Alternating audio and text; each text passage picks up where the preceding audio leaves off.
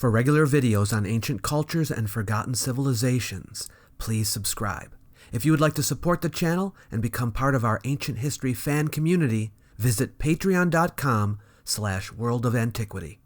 Welcome to the Writing About History series, in which we discuss the ins and outs of historical argumentation, so that you can better assess historical claims and write history better yourself.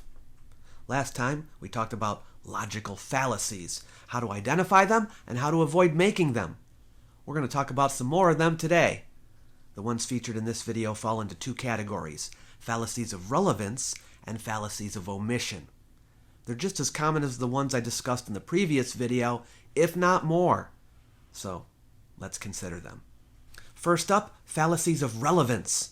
These occur when an argument is supported or strengthened by statements that, on closer look, have no relevance whatsoever to the argument. You may have heard of the ad hominem.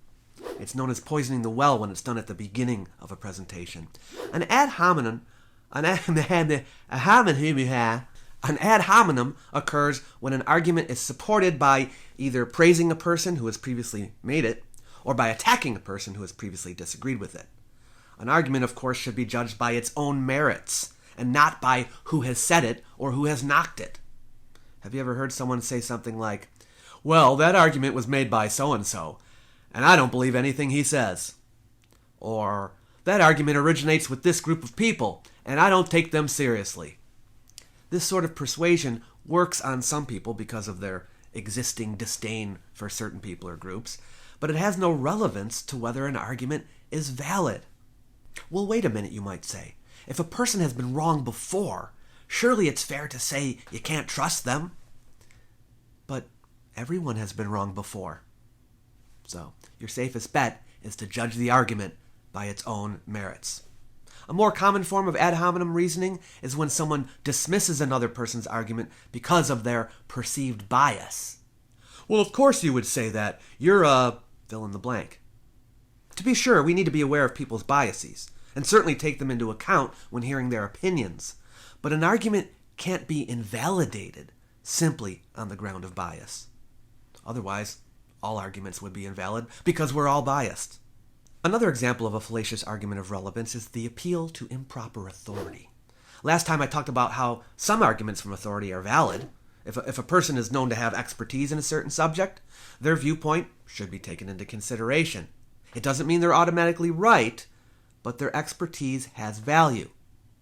Sometimes, however, you will see a historical theory that bolsters itself by quoting a scholar, or even several scholars, as authorities on the subject. But when you take a closer look, such ones are not scholars of the subject under consideration. They may be authorities in another field, but it's not the field being discussed. So, they are improper authorities. Another fallacious argument of relevance is the appeal to emotion. This approach often works on people who have not been trained to assess arguments strictly according to reason. Have you ever seen a video showing someone performing a horrific deed on some innocent people? This video is being shared to rile up the viewer's emotion, to get them disgusted and angry. Oftentimes, the text or commentary associated with the video make claims about the circumstances that are not true or are exaggerated, right? The aim is to build a case against someone or a group of people. The viewer is so outraged by what is seen that the commentary is just accepted as trustworthy without further investigation. Examples of this being done in the history field might be showing academics scoffing at an alternative historian in order to turn the viewer against academia and toward alternative history. Or talking about how a country was mistreated by another country in an effort to discredit a historical theory originating in the oppressive country. Another fallacious argument of relevance is the argument from incredulity. This fallacy assumes a proposition is false because it's difficult for a person to imagine, or it goes against their personal expectations. It's sometimes called appeal to common sense, because people using it will often say, "Come on, just use your common sense." It wants you to go with your gut reaction instead of stopping to research it. But many subjects require some amount of understanding before one is able to make an informed judgment about it. Common sense is not going to help them in this situation because that relies on your personal experience. And if you have no experience in the subject you're considering, it will do you no good. Okay, our second category of logical fallacy would be fallacies of omission. When an argument leaves out a necessary component, and sometimes even deliberately misdirects others from the missing information, it falls into this category. Always be on the lookout for missing information. So what are some examples of fallacies of omission? How about stacking the deck, also known as the narrow-minded fallacy? This common tactic occurs when the presenter of the argument deliberately leaves out any examples that would harm the case being made. Only the most useful facts are selected, and the others are swept under the rug. The only way you would know that this is being done is if you were well read on the subject. So be well read. And when you're making a case for something yourself, don't do it, even though it might be tempting. Another fallacious argument of omission is the appeal to lack of evidence, also known as the argument from ignorance. If someone tries to prove a point by saying that the opposition can't disprove it, this is an appeal to lack of evidence. It's quite common in conspiracy theories. This is considered a fallacy because it doesn't take into account the many competing arguments that could exist, which also cannot be disproven.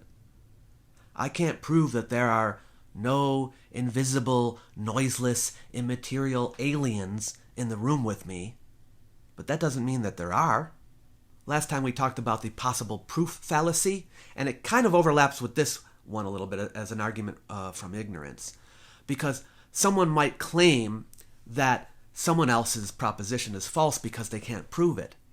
If someone can't prove a claim, that means the claim is unproven. It doesn't mean the claim is false. Sometimes you might hear people say something like, if you can't explain how it happened, then it didn't happen. But in such a case, there might be evidence to support the idea that it happened, even if there is no evidence whatsoever to explain how it happened. If your grandma says she baked a delicious apple pie, and you didn't see her do it, and you have no idea how she made it, does that mean she didn't make it? There might be clues in the messy kitchen, leftover pie crust, dirty dishes used to make it, or a receipt for ingredients on the counter. This might not be the first pie she made. She has given you no reason to doubt the truthfulness of her words. Your not being able to explain how she made it doesn't prove she didn't do it. If the way that ancient people made something has been explained, sometimes you'll hear people fall back on this argument. Well, unless you can replicate exactly this ancient object with ancient tools, then you haven't demonstrated the ancients could have made it. This ignores the fact that replication is not the only way to demonstrate that the ancients could have made it. It can be demonstrated, for example, by recreating the technology that made it, by mathematics, or by showing similar artifacts that we know the ancients made, which were created with the same tech. You don't have to recreate Grandma's apple pie to demonstrate that your explanation for how she made it is correct. If you're a food historian, but a terrible cook, no need to worry. You can use the clues in the kitchen to figure out the basics of how she did it, even if you could never bake a pie so good yourself. I could continue to provide examples of fallacies you might encounter, but these, I think, represent what you will see most often. Keep an eye out for them, because they're not always obvious. If you enjoyed this video, please give it a like.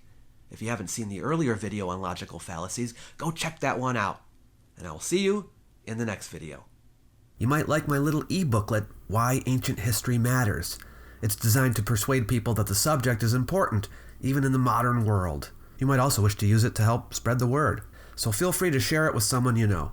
It's free for anyone who wants it. I've left a link in the description box below the video for you to grab a copy. Catch you later.